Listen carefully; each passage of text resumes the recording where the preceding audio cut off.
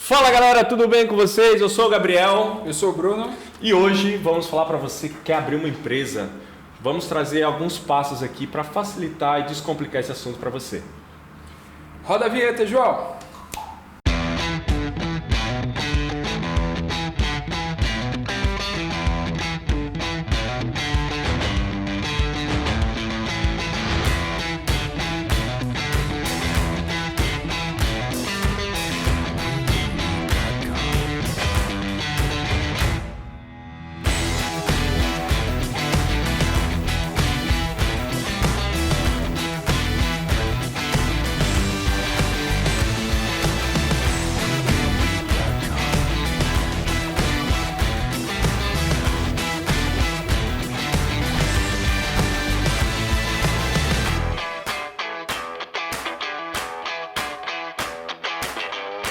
Então galera, tudo bem com vocês? Hoje vamos trazer aqui para vocês vários passos de forma simples e descomplicada para você abrir a sua empresa. Você quer abrir o seu pequeno negócio, a sua microempresa, a sua empresa de pequeno porte ou quem sabe uma empresa também muito grande, né? E para começar, obviamente, vamos trazer aqui os passos para você estruturar o seu business plan.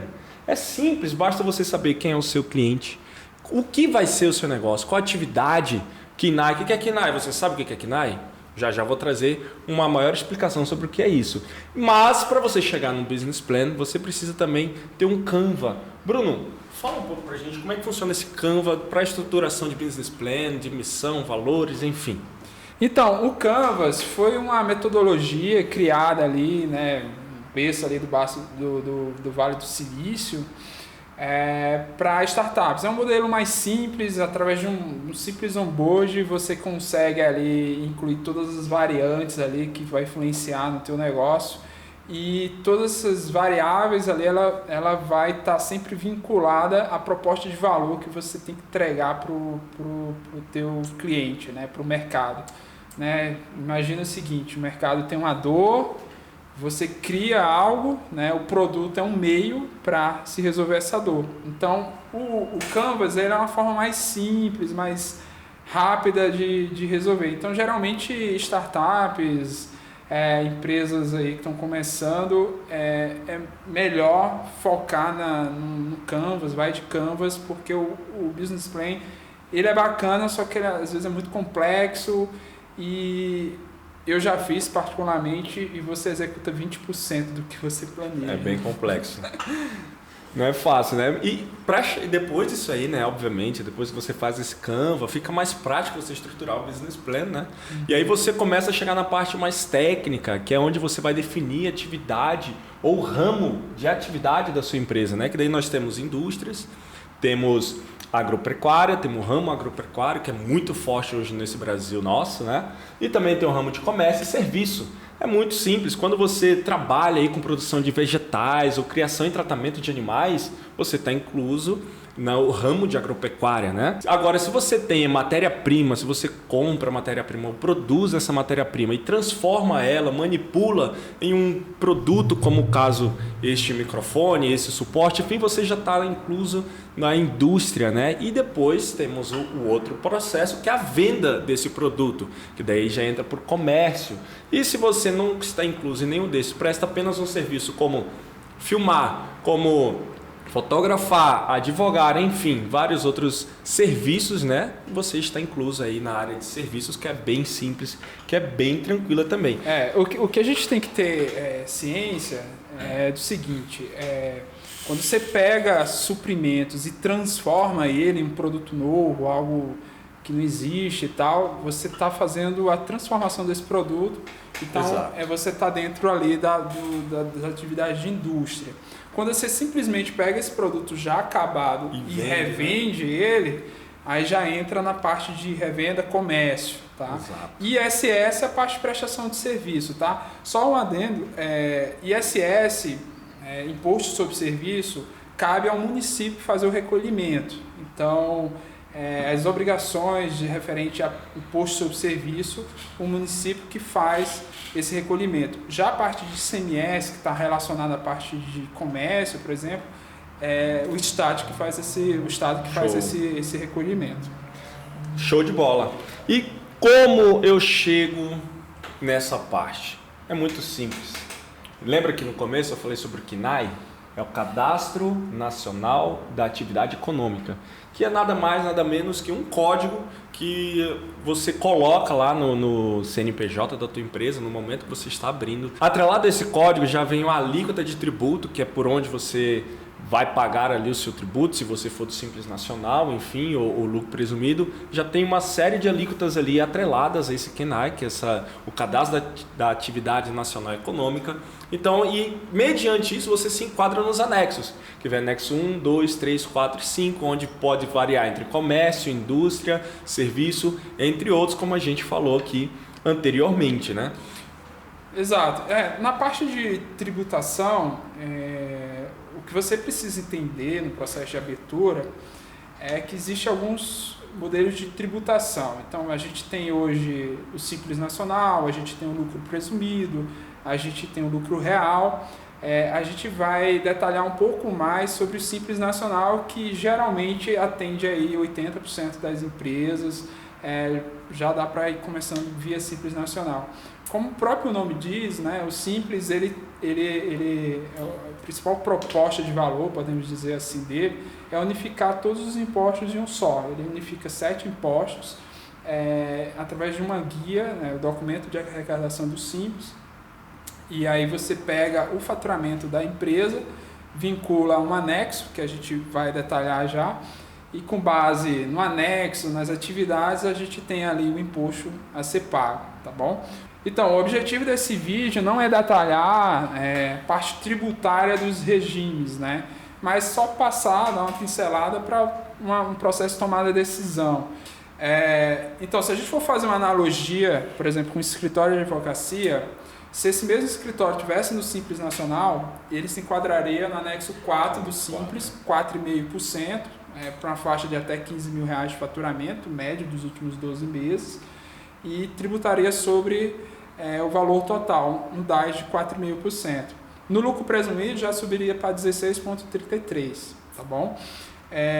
E aí, é nesse momento que o contador faz muito sentido para te ajudar nesse processo de tomada de decisão. Geralmente, por exemplo, escritório de advocacias, empresas de serviços de cunho não intelectual faz sentido sim, tá no Simples Nacional. Empresas do comércio também faz sentido, indústria, dependendo do faturamento.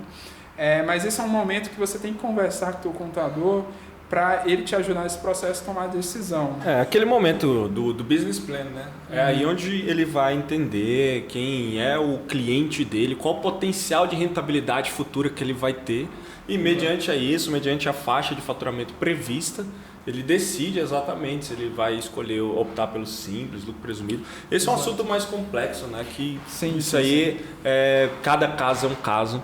Então, o recomendável mesmo é sentar com o contador certinho, ter essa instrução para não fazer errado, né? Sim, só um detalhe, na descrição desse vídeo, a gente colocou aqui a tabela do Simples Nacional, referente a essas atividades, né? Tributação de cada atividade. Então, tem atividade desde o anexo 1 até o anexo 5. Então, por exemplo, só detalhando mais o Simples Nacional, só para você entender, tá? Anexo 1, tributação 4%, são atividades de comércio. Anexo 2, 4,5%, atividades de indústria. Anexo 3, são atividades de serviço, né? O 3, o 4 e o 5. O 3 são atividades de serviço de cunho não intelectual, então ela parte de 6%. Então são atividades, por exemplo... Apoio administrativo, fotografia, atividade de promoção de venda, de marketing, enfim, tudo aquilo que a Receita entende como uma atividade não intelectual. Digamos assim, mais operacional do que intelectual. Exato, né? exato. O anexo 4 foi um anexo criado pelo governo e basicamente ele inclui as atividades da construção civil. Ela parte de 4,5%, tá? Então são atividades de empreitada, por exemplo, né? Construtora, empreiteiras que prestam esse serviço de construção. Curiosamente, a atividade de advocacia tá nesse anexo aí. E o anexo 5 são atividades de cunho intelectual. Então, por exemplo, atividades médicas, consultoria, desenvolvimento de software. Existe uma possibilidade dessas atividades irem, né, de acordo com a lei complementar 123, irem para o anexo 3, mas aí tem a questão do fator R, Exatamente. que aí já é bem complexo, já é assunto para outro vídeo. Mas existe sim a possibilidade das atividades do anexo 5 irem para o anexo 3, ou seja, sair na tributação, nesse caso de 15,5%, de 15,5%, né, irem para 6%, desde que a divisão entre o faturamento dos últimos 12 meses e a folha de pagamento, nesse caso, por exemplo, Prolabore pode ser incluso como folha de pagamento, seja superior a 28%. Mas isso aí é assunto para outro vídeo. Tá? Show de bola. E falando nisso, no momento de você abrir empresa, não basta entender tudo isso, né? Você tem que escolher. Você que já ouviu aí dizer Eireli, MEI, limitada, e não sabe o que significa, vou trazer aqui para você de forma simples, de forma básica, o que é cada um deles. Inclusive instituições sem fins lucrativos, as sociedades anônimas, que são já um pouco fora do Simples Nacional, mas a gente vai passar de forma rápida aqui para te explicar. Para começar, o que muita gente conhece, o que muitos começam, o MEI, o bom e velho MEI. O MEI hoje ele pode ter um faturamento anual de 81 mil. E lembrando que ele pode ter apenas um funcionário. Você que quer abrir um MEI aí, lembre-se disso. Você pode ter até um funcionário registrado na CLT, tudo certinho, tá? E o MEI tem aquele detalhe, ele não é de caráter limitado. Então o que é seu também é da sua empresa. O que é da sua empresa também é seu. Fique ligado nisso. Então, depois disso é que vem os regimes, as qualificações jurídicas de caráter limitado, né? Como Eireli, limitada e limitada de único sócio. Antes disso, entre o MEI e essas outras qualificações, temos o empresário individual. Muda pouca coisa do MEI, vai mudar aí o limite de faturamento, né? Que daí ele já vai para 360 mil ao ano. As atividades de atuação. Muda as atividades, realmente, são outras atividades que microempresa ou empresa de pequeno porte pode ter. Daqui a pouco vamos falar um pouco mais sobre o que é isso. Mas basicamente vai mudar o limite de faturamento e as atividades, né? Sim, o que a gente tem que ter em mente é que o seguinte, MEI não comporta a atividade de cunho intelectual. Exatamente. Né? Então, atividades, por exemplo, comércio, quem está começando um comércio vai ter um faturamento abaixo dos 81 mil, começa com a MEI. É o melhor caminho, uma estrutura enxuta, você não tem mais tributação, simples, né? Você abre o CNPJ em 10 minutos, né? 10 minutos. Não tem tributação, paga lá o imposto lá de 53 hoje, 2020 está esse valor. E aí é uma forma mais simples, mais barata de abrir. Agora, se você é um advogado ou um consultor, um médico, a MEI já não atende. Não atende exatamente. Antes até muitas, até mesmo houve uma procura muito grande agora de fisioterapeutas, né? Que antes até ano passado poderiam sim fazer pelo MEI. E em determinado momento... Contadores também. Contadores, né? Exato. Mudou essa atividade, saiu do MEI, então agora é no mínimo um empresário individual para cima aí, né? O fato é que o governo, a cada ano ele vai cortando algumas atividades ali e tal. E na prática, se a tua proposta de valor é entregar algum tipo de consultoria, algum viesado nesse sentido, o MEI não é a melhor opção, né? Não é a melhor opção, exatamente. Depois do MEI, nós vamos para o empresário individual, como eu já introduzi nesse desenquadramento aí. Porém, no empresário individual você vai sim poder ter mais atividades, mais opções, aí você pode trabalhar à vontade. Você só tem que ficar de olho no faturamento, você pode ter mais funcionários, porém ainda existe uma similaridade. O que é da empresa continua sendo do sócio e vice-versa. Então, se você tem a ideia de ter uma empresa de caráter limitado, empresário individual não é o recomendável para você. E aí onde nós entramos na Eireli, que já é um outro porte, já é uma empresa onde você tem que ter no mínimo 100 salários mínimos para o capital social dessa empresa, tá? Fiquem ligados a isso. Porque muita gente fala assim, mas eu não preciso comprovar. Tome cuidado. Você tem que sim comprovar esse capital social, tá? É importante que você tenha uma forma de comprovar isso aí, porque senão você está mentindo para o governo, mentir para o governo é a pior coisa e multa vai vir para você. Pois é, Gabriel, é importante, até para vocês entenderem, contar um pouquinho de como é que foi toda essa história aí da Eireli, de empresário individual.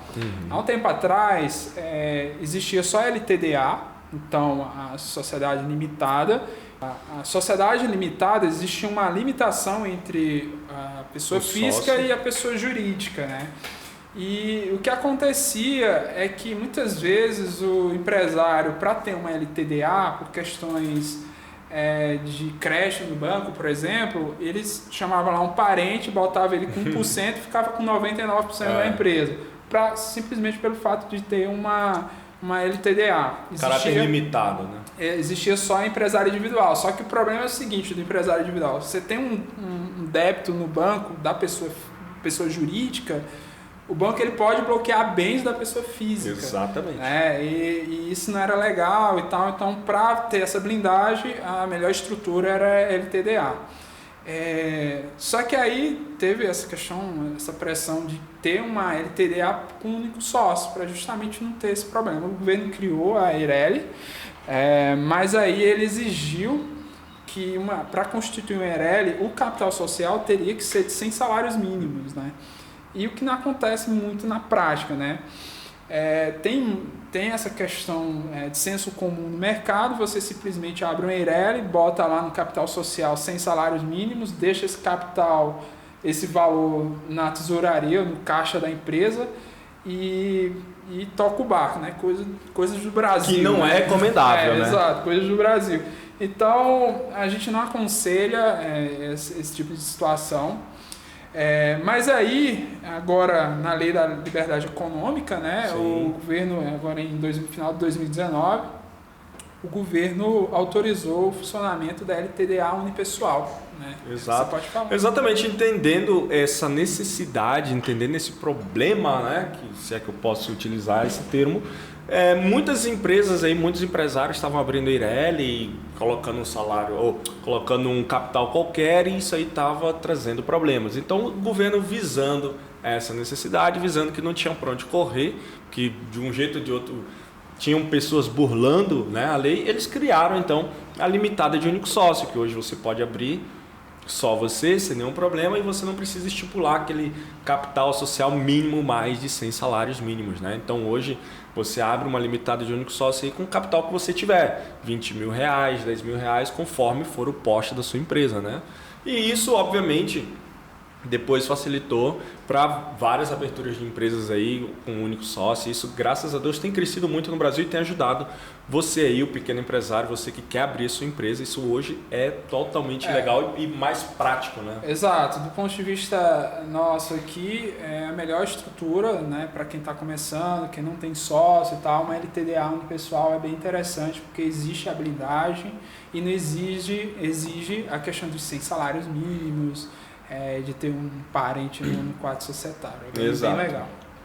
E a limitada, que talvez seja por vocês a mais conhecida, é muito simples. É você e mais um sócio no mínimo, né? No mínimo você e mais um, que você pode ter também o seu capital social de 10, 20 mil, não precisa também ter um capital social mínimo, né? Estipulou ali as atividades, tudo certinho, você pode abrir sua empresa. É o mais comum hoje, tá? É o mais básico, mais tranquilo de se abrir. Então, vai sem medo, vai sem medo. E Bruno, temos também outras opções, né, de enquadramento. E Bruno, também temos outras opções também de qualificação jurídica, né? Esses são os mais comuns, são os mais utilizados para empresas do Simples Nacional. Porém, temos outros fora do Simples também. Bruno, quais são esses outros modelos que temos a apresentar para o público hoje? São as entidades do terceiro setor, né, que em tese não tem tributação em tese, pelo governo entender que elas prestam serviço para a sociedade, eles isentaram os tributos. Mas assim, tem que ter muito cuidado com isso aí, porque tem muitas ONGs que confundem, tem muitas ONGs que prestam serviço para a sociedade e que cobram por esses serviços. Então, nesse tipo de situação, tem que ser tributado, tem ISS, tem imposto sobre serviço, enfim. Então tem que ter muito cuidado se você for abrir uma entidade do terceiro setor, uma ONG, porque não é 100% isento, tá? Vai depender de como ela vai operar. E tem a SA, que é uma sociedade anônima. Enfim, do ponto de vista tributário, ela se comporta semelhante a uma empresa do lucro presumido, mas do ponto de vista jurídico ela flexibiliza essa questão da entrada e saída de sócios. Você pode ter acionistas, né, ordinários, que, enfim, tem toda uma questão jurídica envolvida, e tem os acionistas preferenciais, que eles não têm direito a voto, mas você consegue flexibilizar essa entrada e saída de sócios, né? Mais prático. Exatamente. Show de bola. E depois disso daí, é importante a gente entender os limites de faturamento, né? Como eu falei, nós temos a microempresa, empresa de pequeno porte, temos empresas de médio porte e grandes empresas, né? Só para você entender, hoje nós temos o MEI, como eu já falei no começo, que ele é 81 mil ao ano. Não tem segredo. Temos a microempresa, que ela vai até 360 mil por ano. E temos também a empresa de pequeno porte, né, que é de 360 mil a 4,8 milhões ao ano. E, Bruno, o que vem depois disso? As empresas de médio porte, grande porte, quais são os limites de faturamento dessas outras empresas? Aí depois vem empresas de médio e grande porte, né, que é faturamento acima de 4,8 milhões. E aí, por exemplo, o Simples Nacional ela já não consegue atender essas empresas por conta de limite de faturamento.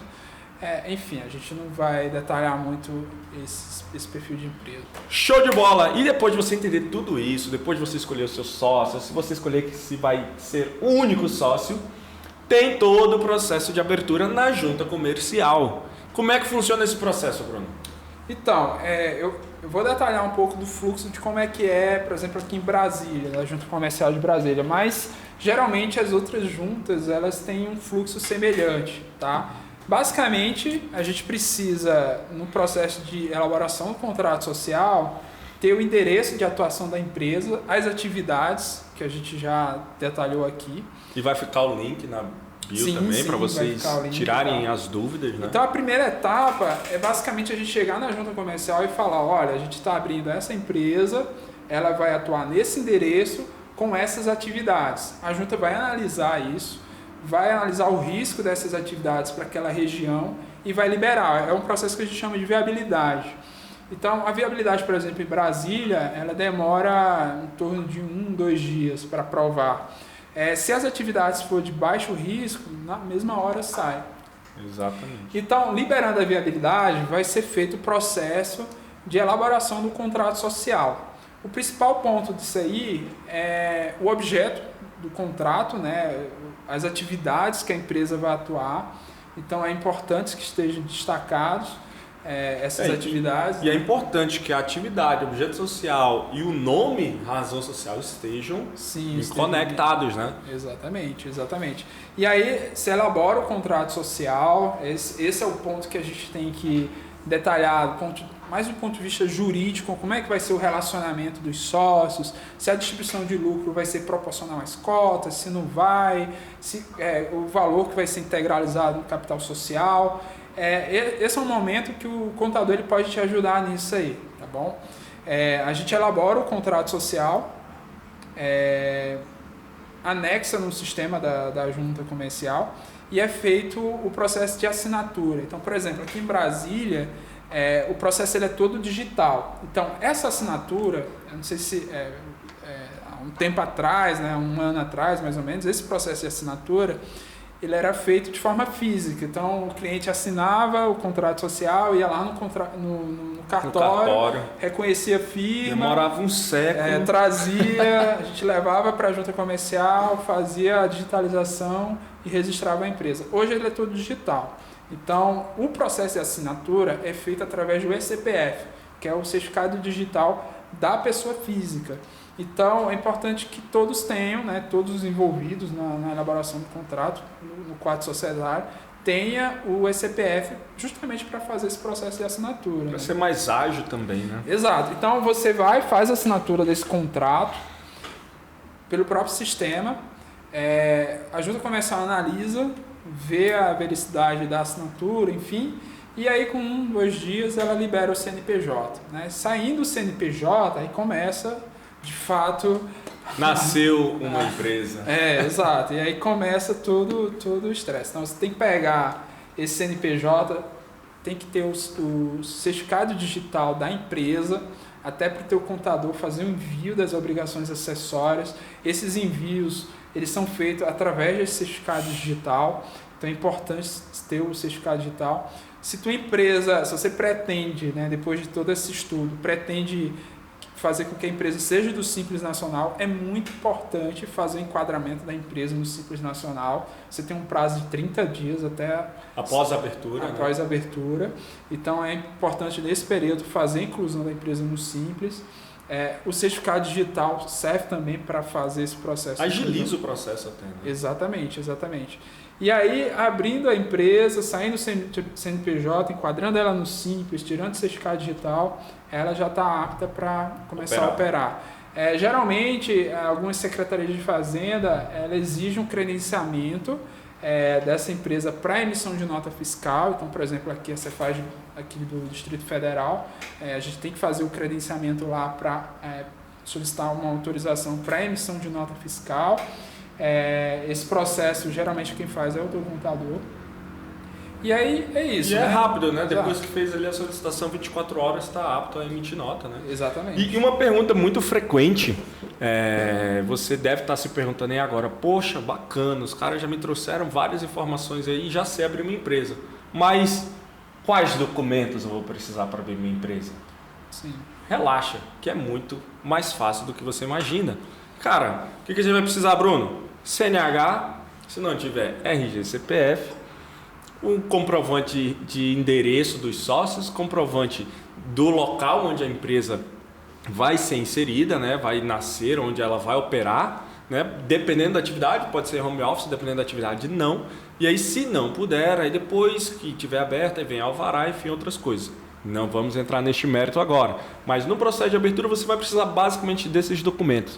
E o que mais? E as informações básicas de objeto social, o KENAI, enfim. É bom ressaltar com relação ao endereço. Eu posso operar minha empresa, abrir minha Home empresa office, né? na minha residência? Pode. Dependendo da atividade, Exato. Obviamente. Né? Então, atividade de serviço é mais tranquilo a autorização. É por isso que tem que passar pelo processo de viabilidade. Né? Então, atividade de treinamento, educação, promoção de vendas, do próprio direito, atividades advocatícias, elas permitem, né, como são de baixo risco, é possível abrir ela no interesse residencial. Só que tem que ter um cuidado. Por exemplo, você abre a tua empresa hoje e você mora, sei lá, num apartamento alugado. Daqui a 6 meses você precisa se mudar, você tem que fazer a alteração contratual. E aí o processo de alteração, você tem que averbar isso no contrato social, alteração da empresa, registrar isso lá na junta. É como se fosse um processo de abertura. De abertura, exemplo, exatamente. É o que eu recomendo sempre. Falo, olha, decida bem onde vai ser o endereço. Exato. Porque depois para alterar, é basicamente o mesmo custo de você abrir uma empresa. Então, você vai abrir 2 empresas no prazo de 6 meses. Sim, não é saudável para o seu bolso, eu imagino. Né? Beleza, depois do arquivamento do ato na junta comercial, depois que o CNPJ sair, depois que você enquadrar a empresa no Simples, depois que fizer o cadastro lá na Secretaria de Fazenda para emitir nota, aí começam os problemas de todo o empresário brasileiro. Então, assim, de forma bem resumida, é bom a gente destacar, beleza, eu vou abrir uma empresa, quanto é que custa manter uma empresa hoje no Brasil? Né? Quanto é que custa aqui? Então, a gente vai detalhar um pouquinho, por exemplo, você tem que ter o contador, tá? Para enviar as obrigações acessórias, são 16 obrigações, entre obrigações mensais e anuais. Você precisa ter o contador. Detalhe, hoje é obrigatoriedade por lei, né? A única exceção é o MEI. Exato. Então, contador, você vai ter custos com a tributação. Então, por exemplo, se você for empresa do Simples Nacional com atividade de cunho não intelectual, por exemplo, um instrutor de curso, então a tributação 6% sobre o faturamento. Então, tu emite lá uma nota de R$10.000 por mês, vai pagar R$600 para o governo. Esse imposto, em tese, não volta para você, é imposto que você paga para o governo. De acordo com a COSIT 120, a gente vai botar aqui também na descrição do vídeo, é importante que esse tipo de empresa, prestador de serviço, por exemplo, contribua com o Prolabore. Tá? Tem todo um fundamento jurídico, a gente entende que toda empresa que tem movimentação financeira, que faça pagamento de dividendos, tem que antes fazer a contribuição do Prolabore, e você faz isso pagando através da guia do GPS, né? Da GPS, Guia da Previdência Social. Exatamente. Então, qual o custo de Prolabore? 11% sobre um salário mínimo, que é o que a gente sempre indica aqui, um salário que aquela... Ou um salário que ele estipular, né? Porque daí Exato. tem também a questão do anexo 4 lá, que são empresas sujeitas ao fator R, né? Sim, e aí, dependendo disso, um salário mínimo às vezes não é o suficiente para ele se enquadrar no fator R, então é 11% sobre o salário estipulado. Exato. E também um detalhe, é muita coisa. Por exemplo, empresas com atividades do anexo 4, lá, aquela de construção civil, por exemplo, escritório de advocacia. A atividade do anexo 4, o governo, dentro dos anexos de serviço, é que tem a menor tributação, 4,5%. Anexo 3 tem 6%, anexo 5, atividade com intelectual, 15,5%. Anexo 4, 4,5%. Porém, existe o imposto patronal sobre folha de pagamento. E o Prolabore incide também o imposto patronal, 20%. Então, por exemplo, um advogado que emite uma nota de R$10 mil por mês e precisa contribuir legalmente com o Prolabore, ele vai pagar os 11%, a GPS de, sei lá, R$110, mais os 20% do patronal. Mas isso é só para atividades dentro do anexo 4, tá exato, bom? Exato. Então, o custo é o contador, tributos geral, federais, no caso do Simples e tal, e o tributos com a Previdência. De certa forma, o custo com Prolabore, com Previdência e tal, ele meio que também te beneficia, né? Você vai estar protegido pelo INSS, então, por exemplo, para quem é mulher tem direito ao auxílio maternidade, questões de aposentadoria, não é só também pensando no longo prazo, mas também no atual. Você vai estar protegido pelo governo ali, se você eventualmente se encostar, digamos. Exato. Não, e aí, fora disso, esse custo tributário ele é muito específico, tá? Então, isso aí é recomendável que você procure um contador que entenda do seu business, porque senão você vai acabar pagando tributo de forma desnecessária, né? Isso é de extrema importância você saber. E aí, fora disso, fora o contador, fora os tributos, você ainda tem alguns custos, como emissor de nota, se você, dependendo do seu negócio, né? E, enfim, aluguel.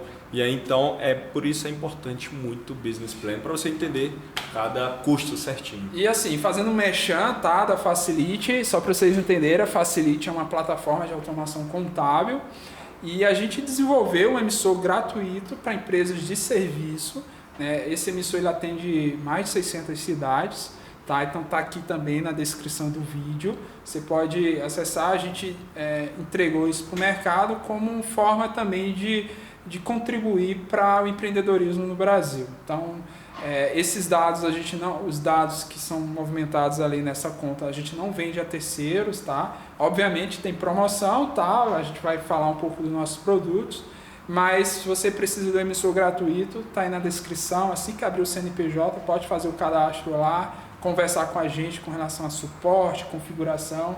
A gente vai estar sempre aqui à disposição. E é isso aí, galera. Obrigado por acompanhar a gente por mais um vídeo aí. Não se esqueça de se inscrever no canal, deixar o like, comentar o que você quer ouvir no próximo conteúdo. E se esse conteúdo também foi gratificante, se esse conteúdo foi relevante para você também. Algo mais, Bruno? Não, só Até gratidão. a próxima. Tamo junto. Falou, galera.